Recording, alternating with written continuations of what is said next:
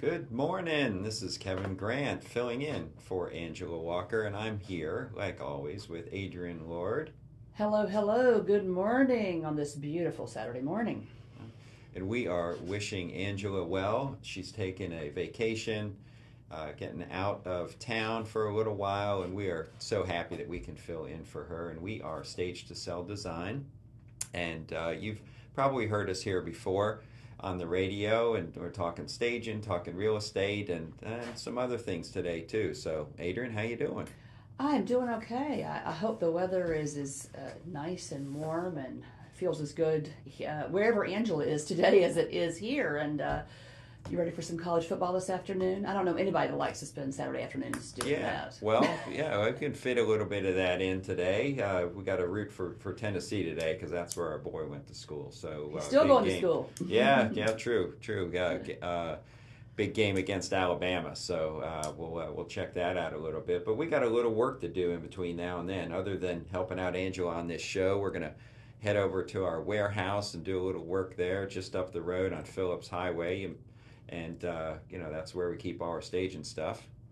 Yes, we do, and we've got the light at the end of the tunnel. We've been doing a basically a full year purge, and people say, "Well, what do you do when something either goes out of style or maybe it gets a little worn out, and you want to retire it?" And so we've been, 2023 for us has been the year of kind of of purging and cleaning and Yeah, organizing. regrouping a little bit. Yeah, Hmm. absolutely. Yeah, and we have been fortunate enough that we can help out a lot of people through working with Catholic Charities.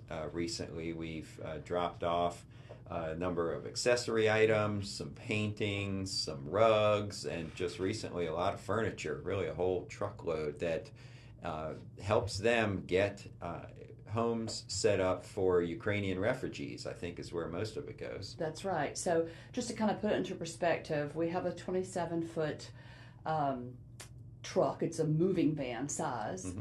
And four times this year we have filled it up to the brim, Yeah. where you couldn't put a dime in the back of that. It was so full, and we like doing that because it's a win-win. We get to retire some things that we maybe wouldn't use in staging anymore, but they're doing a great job of housing folks that are coming here from the Ukraine that are starting with really nothing. Hmm. So what they could fit into a carry-on and the clothes on their back. So we're able to fully furnish apartments. So if you want more information about that, Yeah. as you head into the holidays and you might be doing your own purging, we encourage you to consider them.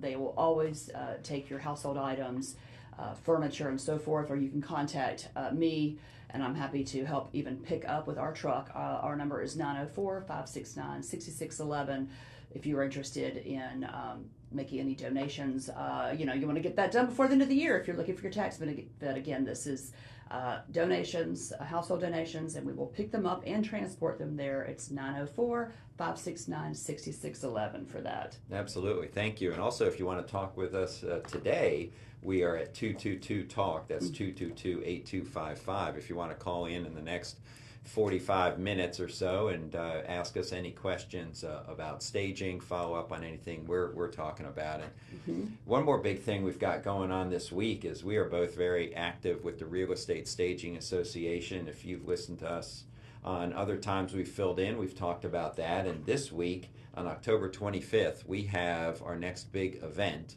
And this is going to be a fun one because we are talking about the magic of home staging, the business within the business. So, and for you real estate agents out there, this definitely applies, or anyone who's a small business or interested to learn more about what we do in the staging industry. This is an opportunity. The topics this week, as part of that discussion, are talking about the things that staging businesses do on top of just putting some pretty stuff in homes. All right, is we have organizers, professional organizers as part of the group. We've got people who do interior design. We've got people who do short-term rental. And one thing that Adrian is talking about is occupied consulting. occupied staging consulting with a homeowner / real estate agent as they're getting their home prepared. Absolutely, and I'm really very passionate about that topic. Most of the houses that are for sale in our market, if you just go to Zillow or go to MLS and you just look at the houses that are for sale, gosh, it depends on the month. It varies, but anywhere in our market, from 70 to 80% of those houses have someone in it. Mm-hmm. So we've talked about this numerous times, but this the notion that staging is just for houses that are empty, not necessarily. Nope. So Just on HGTV they do that. Right. But here in the real world, Yep. we certainly can give advice, direction, and information to folks that are selling their house but need to live in the house during the sales process. So at the RESA meeting, so RESA, Real Estate Staging Association, it's coming up. You don't have to be a realtor. You don't have to be a stager. You could be an interested party. You could be someone who might be thinking of selling their house, or just someone who likes to learn about design and staging and real estate and all those sorts of things. So this is open to the public. It's once a quarter. And again, the details about the next meeting. Sure, yeah, it's this Wednesday, the 25th. We start at 9:30, and it's being hosted by Golden Dog Title over in their Fleming Island office. And if you want more information, you can give us a call. Call us now at 222-TALK. You can call Adrienne later at 569-6611. Or you can go to the Real Estate Staging Association Facebook page. If you look that up, Real Estate Staging Association JAX, or RESA JAX, RESAJAX, and that'll have information about the event.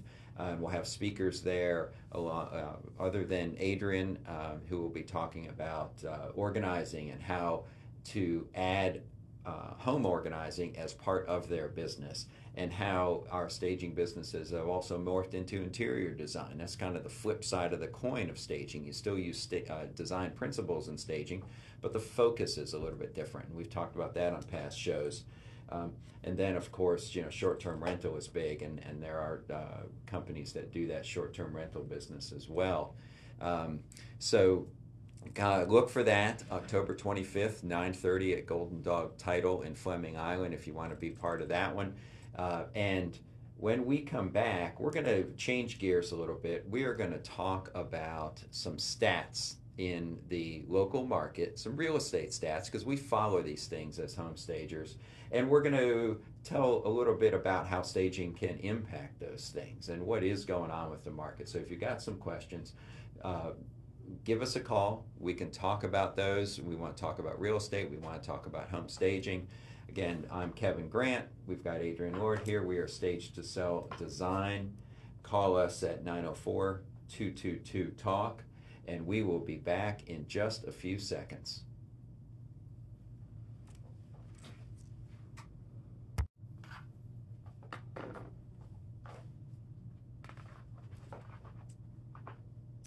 Hello again. Wait a minute. Oh, I thought it gave Wait a me. minute. Hello again. Kevin Grant here with Adrienne Lord, and we are Stage to Sell Design. We're filling in for Angela. Hope you're having a wonderful time away, Angela. And we are talking real estate and staging.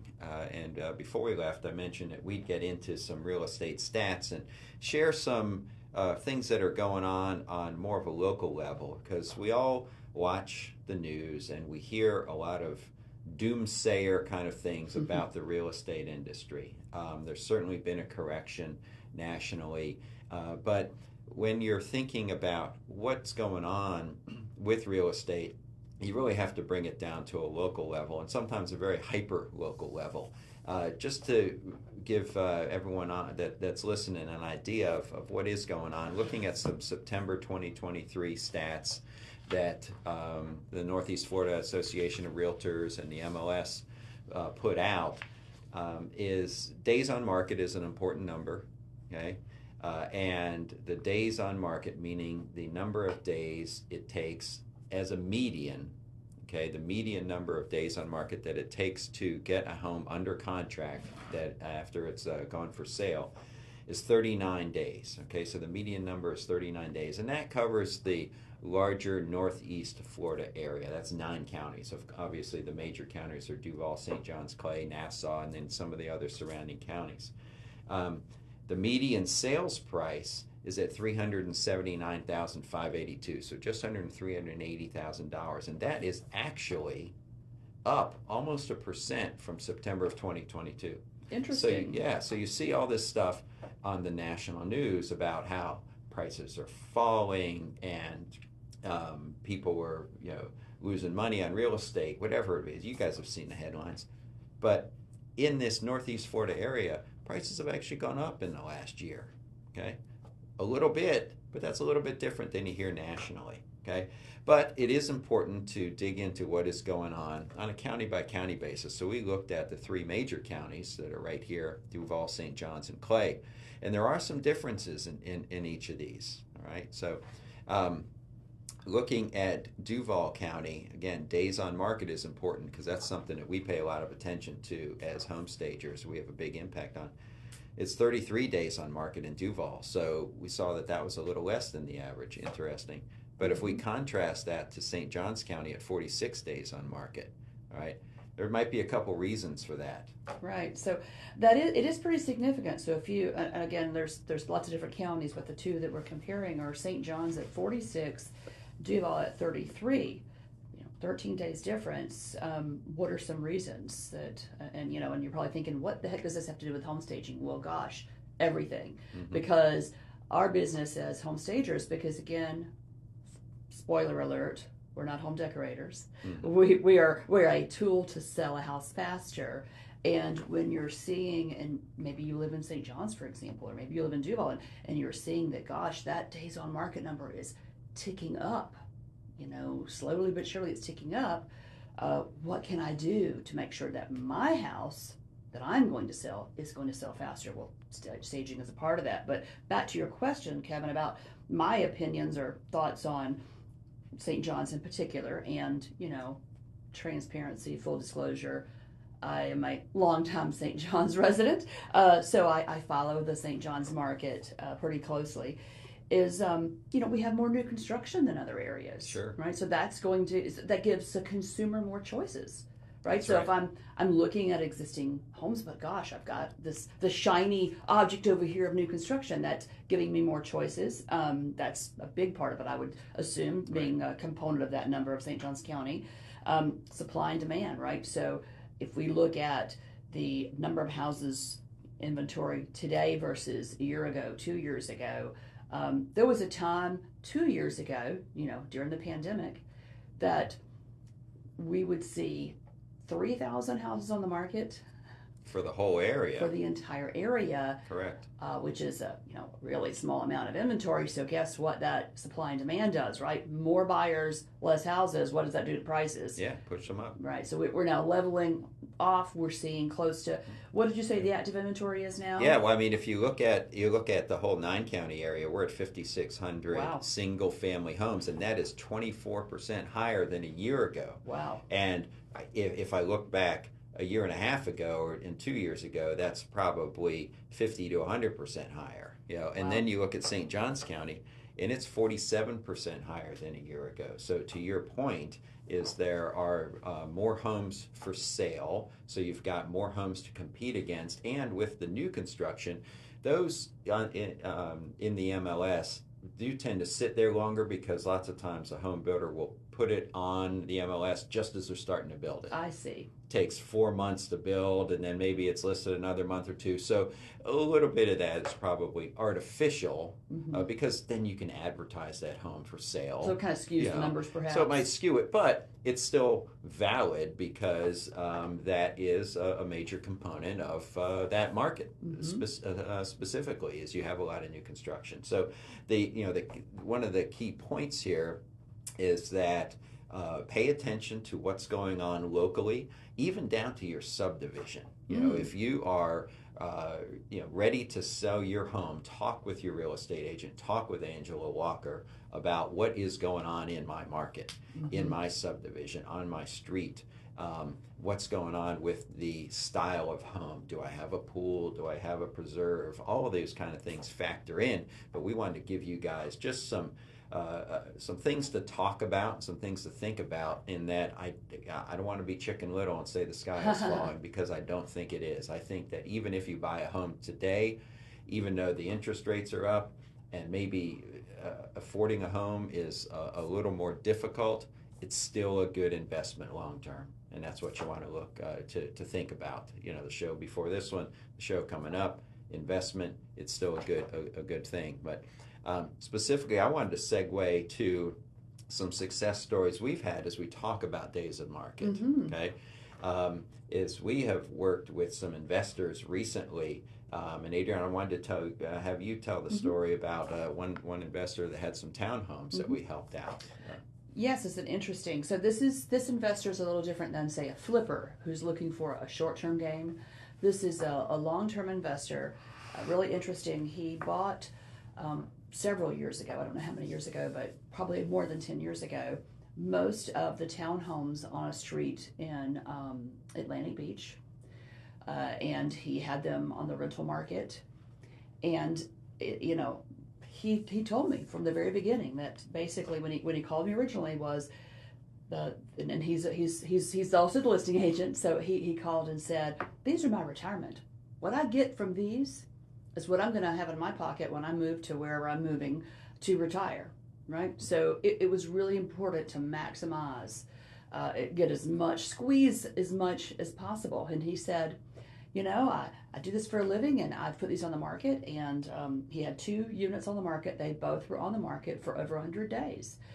And it was during the spring when things were moving. Mm-hmm. But he was candid with me and said, I tried to cheap out a little bit, his words, not mine, and not really making many updates. I didn't do the touch-up paint. I didn't, I just kind of left them as the tenant left them, other than cleaning. I took pictures with my phone, and they said the quality of pictures, wasn't so great. There wasn't video, there wasn't 3D, there wasn't staging. And 100 days, that's probably 3 times longer than the median at that time. Good point. Yeah. Yes. So we became engaged with him, and he's selling basically 2 at a time. And I will be honest with you, his first conversation, or my first conversation with him, was a little bit uncomfortable because he said, gosh, that just seems like a lot of money. And I said, well, hang on a minute. Let's look at what you're trying to get out of this, right? So instead of focusing on what you're spending, let's focus on what you're going to net. Because at the end of the day, is that the most important component? Absolutely. And because he's had these units for over a decade, when we look at what his monthly expenditure is, our staging was less than his monthly mortgage payment on these. Right. So in the scheme of things, a 10-year investment. So we staged them. He saw them. He saw the pictures, which blew him away because he looked at them side by side with his original phone pictures. Mm-hmm. He actually raised the price. One, he raised the price about $15,000, and one, I don't remember, $12,000 to $15,000. So remember, these 2 units were on the market for 101 days, and then they went under contract with multiple offers in less than 12 days, with a higher price point. Right. And he didn't remodel. All he did was put some fresh paint, good deep cleaning, and obviously real professional staging. Not some folding furniture and air mattresses and hope for the best. Actual solid, right scaled furniture that was indicative of the home, right? This is a home that's a block from the beach, so we were leaning into coastal. Right. Looked fabulous. And so he likes it so much and thinks that his ROI was so high, we're now going to be staging 2 more on the same street. So that's an example of money well spent by someone who does this for a living, a real estate investor and broker. Yep. Yeah, that's an exact example of the only difference there was marketing that home and merchandising that home properly through staging, mm-hmm. right? And in fact, the market, as far as days on market and competition, is more difficult right now than it was when you had it listed the first time.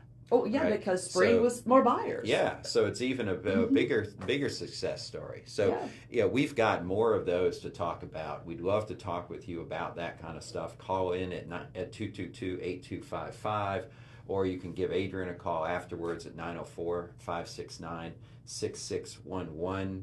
Again, Stage to Sell Design, and we work with realtors and homeowners all over the city to bring those kind of success stories to light and help you make sure that you're marketing the home, you're merchandising the home, you're showcasing the home for that first showing, which is the most important, always online. All right? We'll be back in a few seconds. Kevin Grant here. Give us a call at 222-TALK.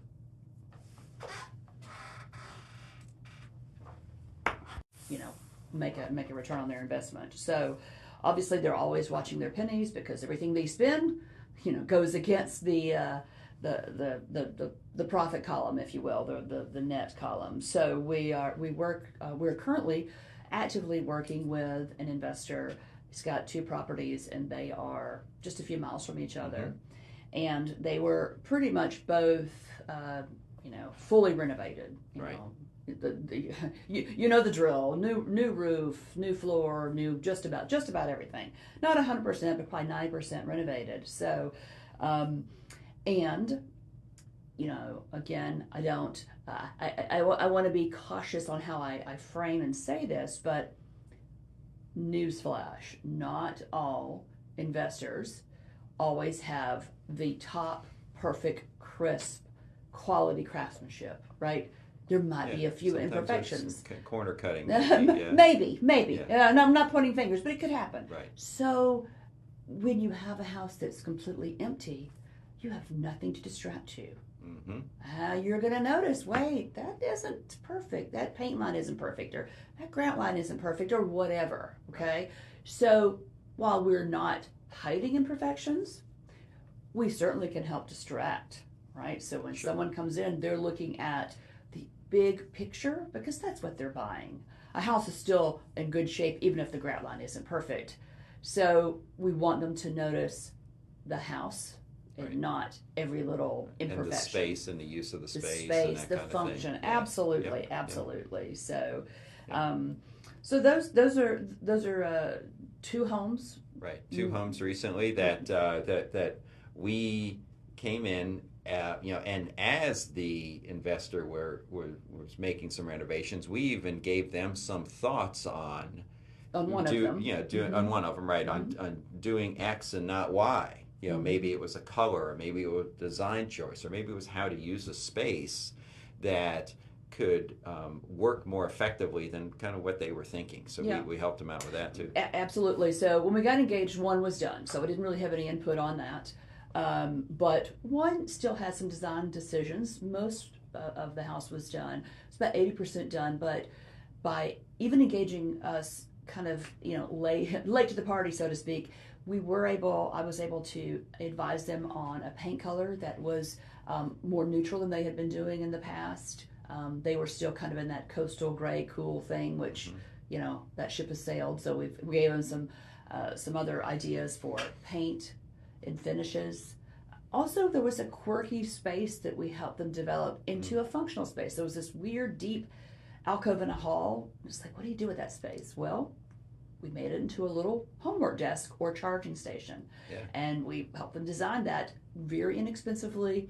Actually, the video's on YouTube if you want to look at it but we actually show you this little space that could be a charging station or a homework station. And under $1,000, but high buyer perception, and gave an otherwise kind of confusing, weird space a function. Right. There's a reason for that to be there, and it looks intentional, and it looks custom. Yeah. So very it's custom. pretty cool. Yeah, and it was brilliant. Just doing. Of course, it was brilliant, Kevin. Brilliant. Just just a little thing like the outlets have a USB plug-in, right? I mean, that's not. So, maybe you see that in new construction all the time. Maybe that's standard. But it wasn't standard when this house was built 40 years ago. It's not standard in a house built in 1970 or 60 or whenever this was, and certainly it's not standard for an investor flipper to do something simple like that. But I bet that costs a few dollars, but the impact is huge. Right. On so, little things. You're going to replace the outlet anyway because it had that old yellow, cruddy-looking outlet from 1982. This house was built in the early 80s, I believe. Cost a little bit more to put that fresh, crisp USB. And then when we staged it, I put a laptop beside it and showed it as a charging station. And you wouldn't believe the kind of feedback. The buyer was like, that's a great place. I don't, I'm always looking for a place to have my electronics, and this keeps it out of the eye. It's kind of tucked away. It's away. It's right outside the bedrooms, near the kitchen, all this stuff. Makes sense. It made total sense. And there's another aspect of the home that I think we wanted to kind of help people visualize the space a little bit better as well. That you had to make some decisions on what we put in there. Well, this house again was built in the '80s, and they did open up the walls. But the living dining space, let's just say, cozy. So whenever you see cozy, sometimes that's code for small. Word, right? Yeah. So we had to illustrate to a prospective buyer that it wasn't too small. Yes, it's not a huge house. It's not a mansion, but we want to be able to visualize and be able to see ourselves if we're potentially buying that house. Would my family have enough space to eat our meals? Would we have a place to watch TV? I mean, these are things that are important decisions.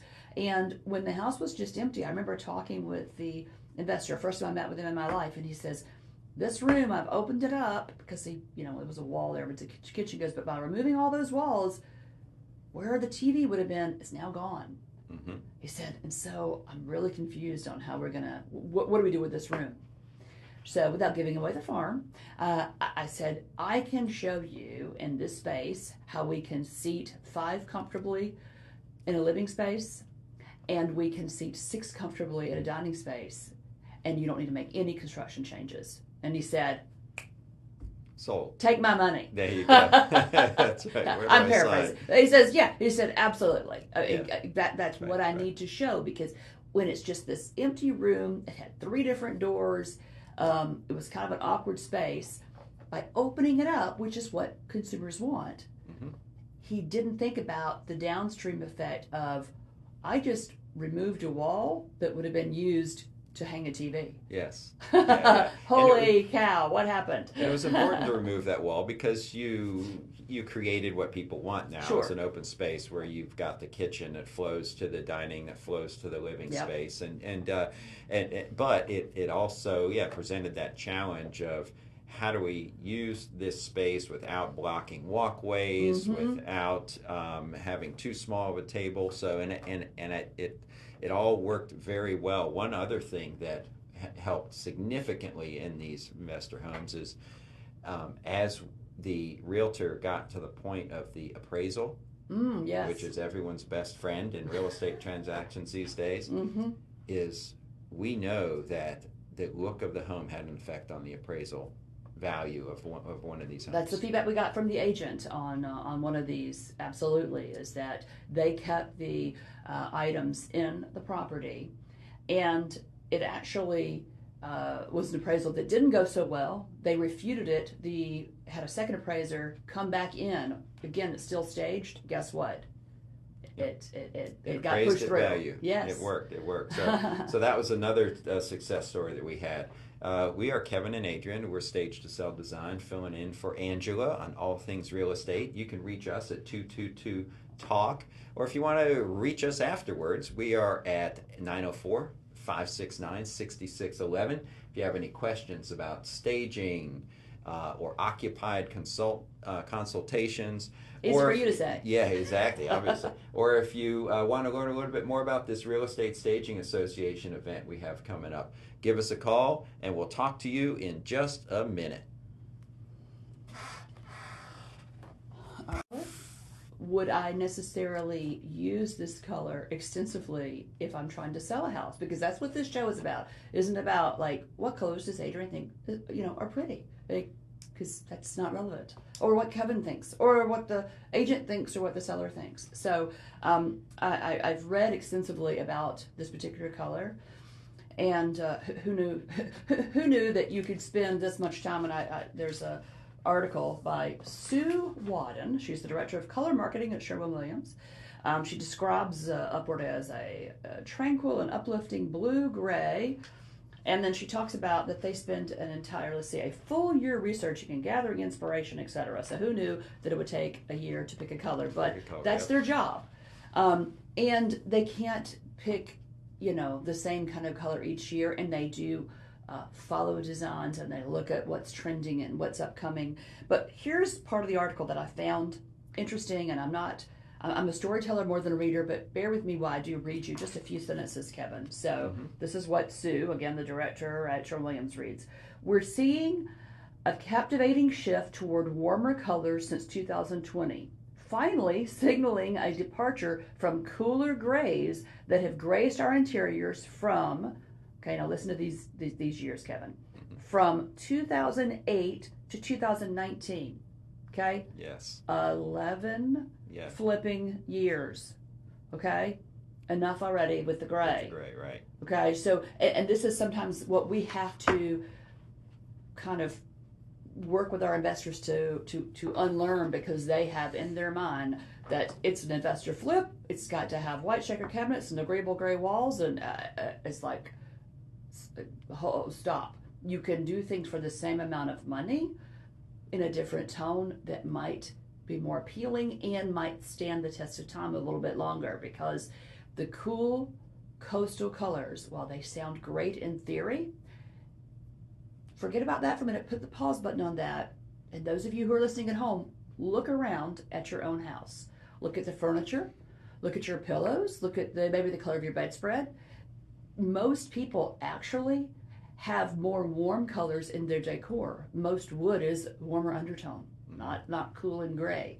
So while it was kind of cool and hip for apparently 11 long years, people finally realized that, gosh, unless I want to go replace all of, every stitch of furniture I own, if I want to work with what I have, maybe I want to lean more toward warmer colors. They could still be neutral. So just because something is a hot trend at the time, thinking about what you have in place, particularly if you're going to be living in a house. So not everybody listening to this is selling a house tomorrow, right? Maybe you're going to live in a house long term. What's going to look good with what you have in the house? That's something important to think about. So, just food for thought on that. Now, how does a color impact the presentation of the home online?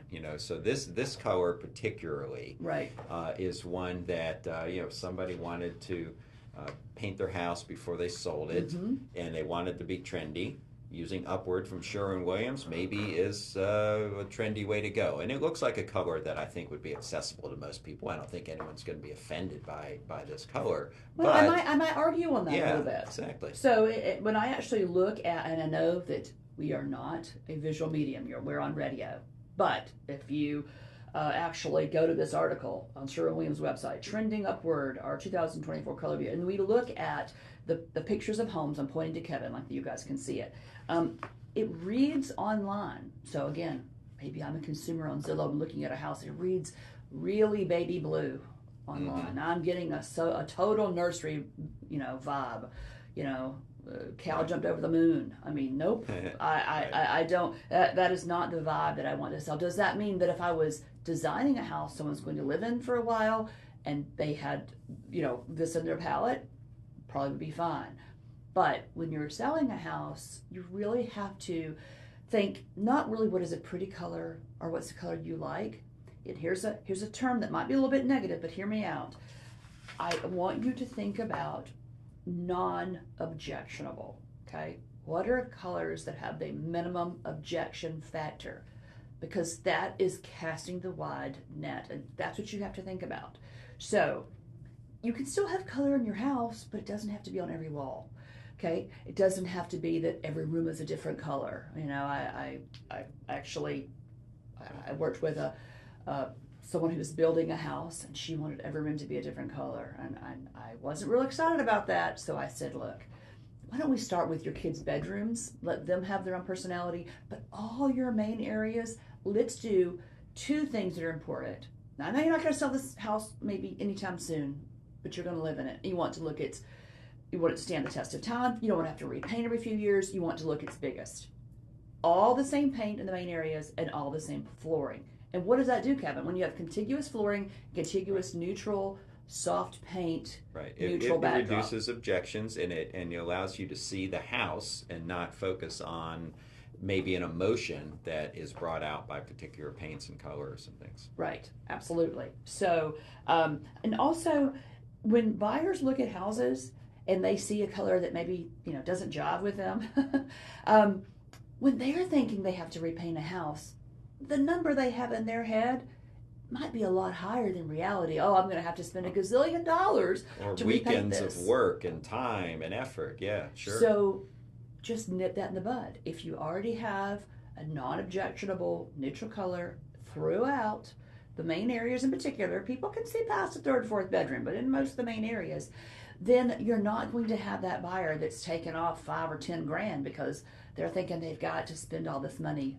repainting. Yep. And one thing that you mentioned to me off air with this upward color is that it seems as though it could be impacted negatively by the photography. Because right now, when you are selling your home, and that's what we're kind of focusing on here with the real estate show, is if you're getting ready to sell a home, that first impression, that first showing is online. Sure. People are seeing photos on a phone, on an iPad, on a computer, and the way that the color shows up there might be very different than in person, especially based on how that photography is done. Sure. Okay?